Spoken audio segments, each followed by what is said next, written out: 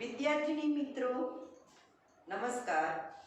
આજે આપણે નવા વર્ષમાં જ્યારે મળી રહ્યા છીએ ત્યારે દરેક વિદ્યાર્થીની બહેનોને, દરેક વિદ્યાર્થીનીઓને અને વાલીઓને નવા વર્ષની શુભકામનાઓ।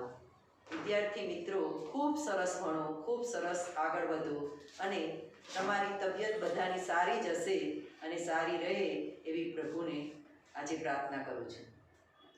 આજે આપણે ધોરણ 9 ગુજરાતીનું કાવ્ય 11, જે કાવ્યનું શીર્ષક છે મરજીવ્યા, એ ચલાવીશું। કાવ્યનો પ્રકાર છે સોનેટ, પણ પહેલા આપણે કાવ્યનું જે શીર્ષક છે મરજીવ્યા એનો અર્થ શું? તો મરજીવ્યા યાની જીવના જોખમે વસ્તુને પ્રાપ્ત કરવી। શબ્દ સમૂહ છે, જો જીવના જોખમે દરિયામાંથી મોતી કાઢનાર એને મરજીવું કહેવાય। મર જીવ્યા તમે સંધિ છૂટી પાડો તો એનો અર્થ જ એ થાય કે મર યાની જીવનું જોખમ અને દરિયામાંથી મોતી કાઢનાર। એની આ કાવ્યની અંદર કવિશ્રી પૂજાલાલ એણે વાત કરી છે, ખૂબ જ સરસ વાત કરી છે। કાવ્યનો પ્રકાર એ સોનેટ છે અને સોનેટ એ 14 પંક્તિનું કાવ્ય હોય છે। શેક્સપિયર શાહી સોનેટ, મિલ્ટન શાહી સોનેટ, પેટ્રાર્ક શાહી સોનેટ, આ બધી જ વિસ્તૃત ચર્ચા એ તમે 11-12માં જ્યારે આવીશો ત્યારે સોનેટ વિશે કરીશું। પણ તમારે એટલું યાદ રાખવાનું કે 14 પંક્તિનું જે કાવ્ય હોય એને સોનેટ કહેવાય અને એ સોનેટ એ આજે આપણે ભણવાનું છે। અને પૂજાલાલે જે કાવ્યની અંદર મરજીવાની વાત કરી છે, એ મરજીવો એ જીવના જોખમે પણ દરિયામાં જાય છે અને મોતી પ્રાપ્ત કરે છે। એને ખ્યાલ છે કે દરિયામાં હું પડીશ તો મોતી કદાચ મળે કે ના પણ મળે અને જીવનું જોખમ તો પૂરેપૂરું છે અને છતાં એ હિંમત હારીને બેસી રહેતો નથી। તો એ આ કાવ્ય દ્વારા કવિ આપણને પણ એક પ્રકારની પ્રેરણા આપે છે। કઈ પ્રેરણા? કે જે વ્યક્તિ નસીબના વાંક કાઢીને અથવા તો એ પુરુષાર્થ કરતો નથી અને ફક્ત ને ફક્ત બેસી રહે છે, એને કશું જ પ્રાપ્ત નથી થતું।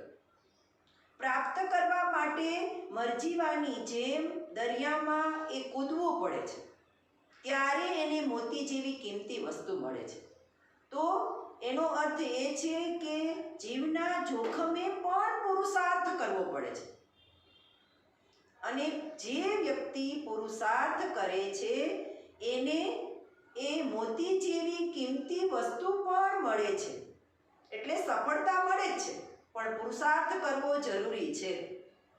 કોઈ આ કાવ્યની અંદર એ બીજી વાત એ પણ કરી છે કે જ્યારે મરજીવો એ દરિયાની અંદર મોતી લેવા માટે એ જાય છે અથવા તો તૈયાર થાય છે અથવા તો દરિયામાં પડવા માટે એ જાય છે, ત્યારે એના જે સંબંધીઓ છે એ એને ના પણ પાડે છે, એને રોકવાનો પણ પ્રયત્ન કરે છે।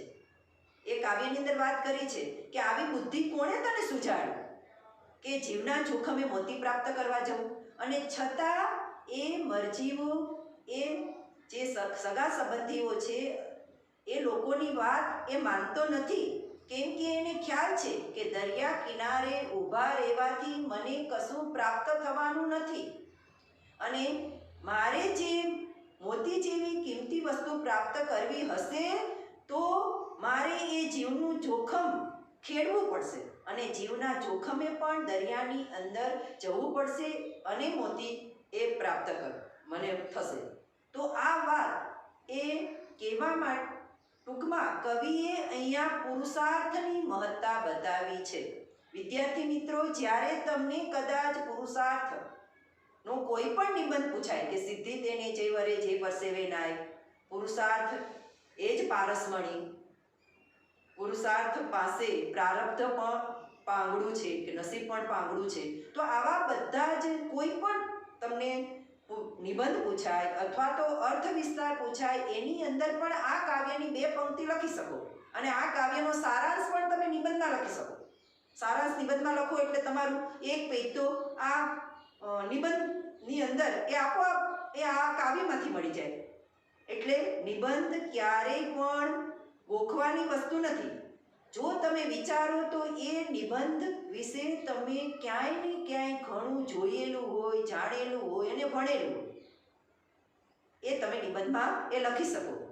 એટલે ઘણી વખત વિદ્યાર્થી મિત્રો તમે પૂછતા હો છો કે ટીચર કયો નિબંધ પૂછાવાનો છે પરીક્ષામાં. પરીક્ષામાં નિબંધ કોઈ એ ફિક્સ વસ્તુ નથી કે આ જ નિબંધ પૂછાય. પાઠ્યપુસ્તક પર આધારિત એક નિબંધ હોય છે.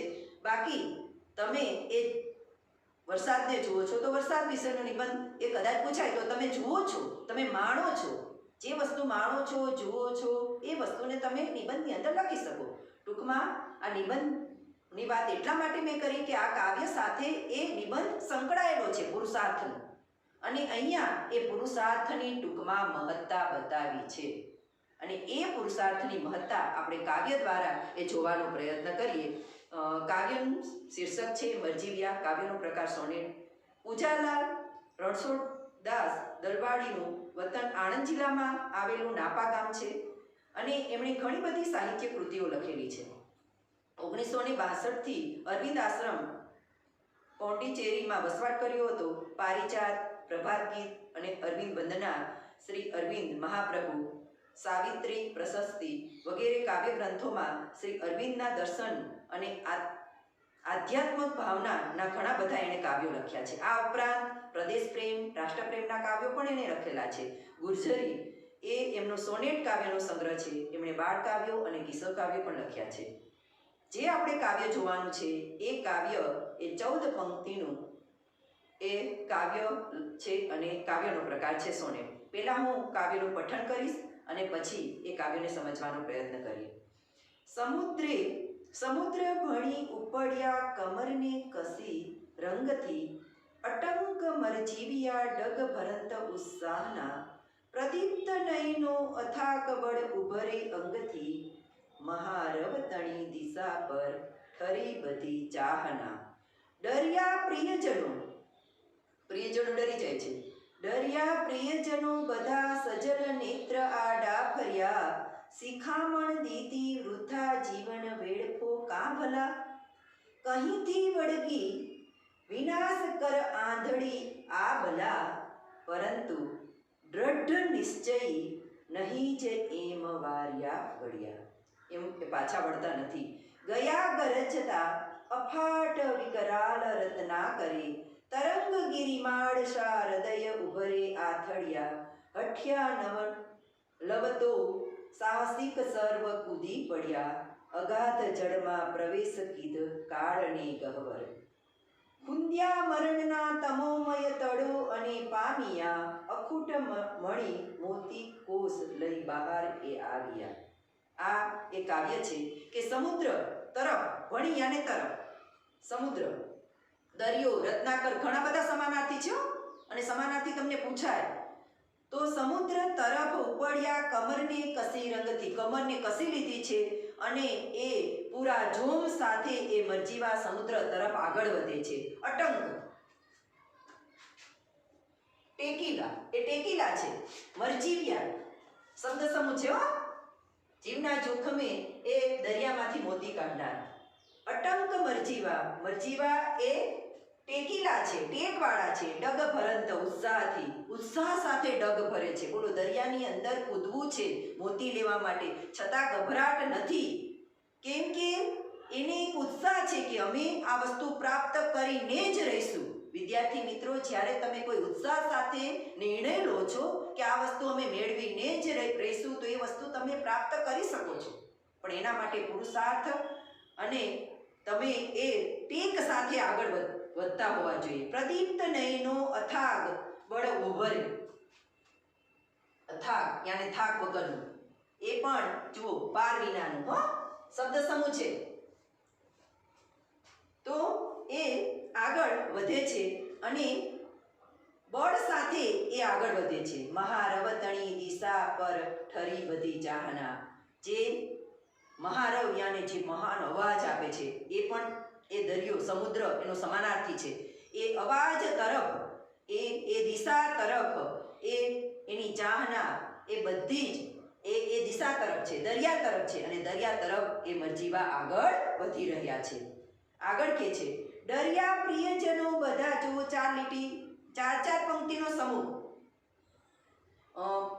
સોનેટની અંદર એ 4 પંક્તિના સમૂહ અને છેલ્લે 2 પંક્તિ એ રીતે એ સોનેટની અંદર ભાગ હોય છે. તો અહીંયા 4 પંક્તિ એ પૂરી થાય છે.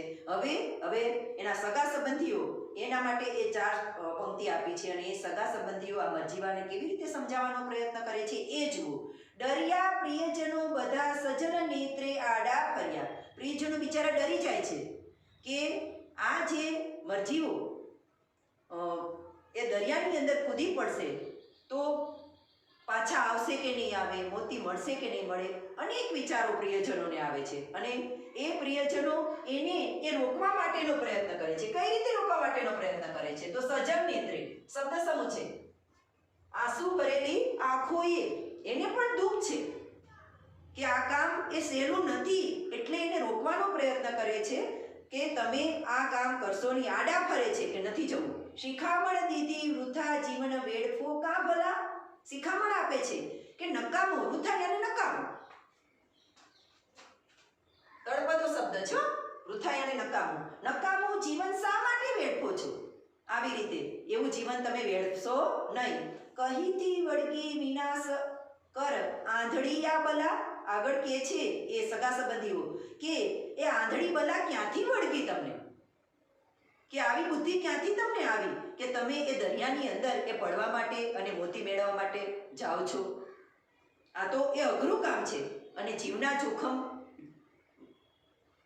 જોખમે આવું કામ એ ના કરવું જોઈએ એવું પ્રિયજનો કહે છે કે આવી બલા ક્યાંથી વળગી. પરંતુ દ્રઢ નિશ્ચય નહીં જે એમ વાર્યા વળ્યા. પરંતુ જે મરજીવા એ દ્રઢ નિશ્ચયી હતા. દ્રઢ નિશ્ચય સાથે આગળ વધનાર વ્યક્તિને કોઈ રોકી શકતું નથી અને જે દ્રઢ નિશ્ચય સાથે આગળ વધે છે એને એ જે વસ્તુ પ્રાપ્ત કરવી હોય એ વસ્તુ એને મળે છે, કેમ કે એનો દ્રઢ નિશ્ચય છે. વિદ્યાર્થી મિત્રો, એટલે કોઈ પણ વસ્તુ તમારે ભણવું છે, તમારે આગળ વધવું છે, તમારે આ વસ્તુ આ કોર્સમાં જવું છે, તો એ તમે જ્યારે દ્રઢ નિશ્ચય સાથે એ વસ્તુ એ વિષય ભણશો તો તમને પણ આવડશે, પણ એના માટે દ્રઢ નિશ્ચય જોઈએ. અહીંયા દ્રઢ નિશ્ચય સાથે એ આગળ વધે છે અને વાર્યા પાછા એ ફરતા નથી. વારવાનો પ્રયત્ન કરે છે પણ એ પાછા ફરતા નથી. આગળ ગયા ગરજતા અફાટ અપાર પાર વિનાનું. ક્યારેક શબ્દ સમૂહ તરીકે પણ આવી શકે કે પાર વિનાનું, તો અફાટ તો પાર વિનાનું. અપાર ગયા ગરજતા અફાટ વિકરાલ રત્નાકર સમુદ્ર, દરિયો. પણ તમને શબ્દ સમૂહ તરીકે પૂછાય કે રત્નનો સમૂહ, તો રત્નાકર. સમુદ્ર માટે ઘણા બધા સમાનાર્થી છે. તો એ રત્નાકર યાને દરિયો છે, દરિયા તરફ એ આગળ વધે છે. તરંગગીરી માળસા હૃદય ઉપરે આથર્યા. અઠ્યા ન લવતોય સાહસિક સર્વ કૂદી પડ્યા. અગાધ જળમાં પ્રવેશ કીધ કાળને ગહ્વર યાને બખોલ. કાળની જે બખોલ છે એ બખોલની અંદર કોણ જાય? તો એવું અઘરું કામ જીવના જોખમે કરવું, જે અશક્ય કામ છે એને પણ શક્ય બનાવવાનો પ્રયત્ન, કે કાળની જે બખોલ છે એની અંદર એ જળ એ કાળની બખોલ રૂપી બતાવ્યું છે. એની અંદર એ આ જે મરજીવા છે એ કૂદી પડે છે. સાહસ સાથે, સાહસિક સર્વ કૂદી પડ્યા. સાહસ સાથે એ દરિયાની અંદર કૂદી પડે છે. હવે શું થાય છે જુઓ. છેલ્લી 2 પંક્તિની અંદર એ વળાંક લે છે. કોઈ પણ સોનેટ હોય એ સોનેટની અંદર છેલ્લી જે 2 પંક્તિ હોય એ કાવ્યનો આખો હાથ અને વળાંક લેતી હોય છે કે ખુંદ્યા મરણના તમોમય તળો અને પામિયા અખૂટ મણી મોતિક કોષ લઈ બહારે આવ્યા. જુઓ, એ આખો દરિયો ખુંદી વળ્યો. મરણના તમોમય કેમ? તમોમય અને તેજોમય, ખાસ વિરુદ્ધાર્થી તમોમય, અને એનો જે વિરુદ્ધાર્થી અર્થ થાય એ તેજોમય. જે ગહન ભંડાર છે જે એની અંદર એ કૂદી પડે છે અને એને તળ યાને તળિયું, એ તળપદો શબ્દ છે, ખાસ જોજો.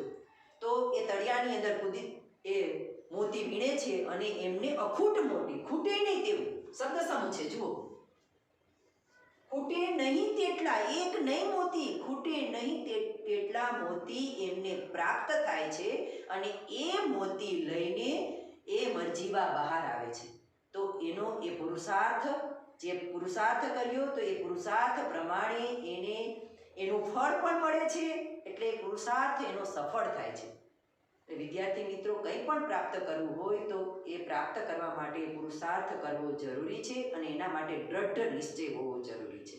તો મોતીરૂપી ફળ એ મળે છે, એ આ કાવ્યનું હાર્દ છે, આ કાવ્યનો ભાવ છે. ખાસ જોજો. અને ખાસ વિદ્યાર્થી મિત્રો, અહીંયા હું તમને એ હોમવર્ક પણ લખીને આપું છું. એ હોમવર્ક એ તમને મોકલાવું છું. તો એ હોમવર્ક તમને એ કેટલા દિવસમાં લખવું એની સૂચના પણ એ મોકલાવું છું. એટલા એ દિવસમાં જે હોમવર્ક તમને આપું એ ખાસ તમારી નોટમાં કરવાનું, મોઢે કરવાનું અને પાછું જે પ્રમાણે અહીંયા મોકલાવાનું હોય તે પ્રમાણે મોકલી દેજો. વિદ્યાર્થી મિત્રો, હવે આપણે એ જે હોમવર્ક છે એ ખાસ નોંધ લેજો કે આ હોમવર્ક તમારે કરવાનું છે. એમાં ખાસ શબ્દ સમૂહ, તો શબ્દ સમૂહ તમારી નોટમાં લખી પણ લેજો અને બધા મોઢે પણ કરી લેજો, કેમ કે વારંવાર પરીક્ષામાં આ શબ્દ સમૂહ પૂછાય છે. પછી વિરુદ્ધાર્થી શબ્દ એ પણ પરીક્ષામાં પૂછાય છે, એટલે લખી પણ લેજો અને મોઢે પણ કરી લેજો કે ઉત્સાહ તો કે નિરુત્સાહ, આ બધા એ વિરુદ્ધાર્થી શબ્દ છે. બરોબર? પછી આગળ એક વાક્યના પ્રશ્નોના જવાબ. તો કે મરજીવિયા દરિયામાંથી શું શોધીને લાવ્યા? એ તમને ખબર છે, શું શોધીને લાવ્યા? તો કે મોતી. પછી મરજીવિયા કઈ રીતે સમુદ્ર ભણી ઉપડ્યા? તો કે ઉત્સાહ સાથે. આ બધું જ તમને ખ્યાલ છે. પ્રિયજનો મરજીવાને કઈ રીતે રોકે છે? તો એ આંસુ એને આવે છે અને તમે શા માટે એ વૃથા એ વેડફો છો જીવન, એ રીતે એને રોકવાનો પ્રયત્ન કરે છે. પ્રિયજનો ડરી જાય છે. પછી 2-3 વાક્યમાં ઉત્તર લખો. એ સમુદ્ર ભણી જતી વખતે મરજીવ્યાનો ઉત્સાહ વર્ણવો. આખો એનામાં જે ઉત્સાહ હોય છે મરજીવાનો, કે એના પ્રિયજનો એને રોકે છે અને છતાં એ રોકાતા નથી અને ઉત્સાહ સાથે સમુદ્ર સુધી જાય છે અને પછી એ સમુદ્રમાં કૂદકો મારે છે કે સમુદ્રની અંદર ડૂબકી મારે છે અને ડૂબકી મારીને દરિયાની પેટાળની અંદર એવા બખોલમાં એ જઈ અને પણ મોતી પ્રાપ્ત કરે છે. એ તમારે વર્ણવાનું છે. અને બીજો પ્રશ્નનો જવાબ છે મોટો એ પણ કે મરજીવ્યાની સફળતાનું પાછળનું રહસ્ય તમારા શબ્દોમાં વર્ણવો. એ પણ કે પુરુષાર્થ વગર કશું પ્રાપ્ત થવાનું નથી, એ તમારી રીતે તમારે લખવાનું છે. અને આખા કાવ્યનો સારાંશ એમાં એ લખવાનો છે કે મરજીવા પુરુષાર્થ કરે છે તો મોતી જેવી કિંમતી વસ્તુ પણ પ્રાપ્ત કરી શકે છે અને પુરુષાર્થથી જ એ મોતી રૂપી એ ફળ વ્યક્તિને મળે છે. જો ફળ મેળવવા હોય તો પુરુષાર્થ કરવો જરૂરી છે અને એના માટે દ્રઢ નિશ્ચય હોવો જરૂરી છે. એ તમારે તમારા શબ્દોમાં વર્ણવવાનું છે. આ બધું જ હોમવર્ક તમારે તમારી નોટમાં લખવાનું છે અને સાથે સાથે વિદ્યાર્થી મિત્રો મોઢે પણ કરવાનું છે, કેમ કે પરીક્ષાની અંદર એ જ્યારે આ પ્રશ્ન પૂછાય ત્યારે જો મોઢે કરેલા હોય તો એ પરીક્ષા સમયે 2 દિવસમાં આ બધું મોઢે થાય નહીં. તો આ હોમવર્ક એ તમે એ 28-11 તારીખ સુધીમાં બધું એ કરી દેજો. અહીંયા એ હું પાઠ પૂરો કરું છું.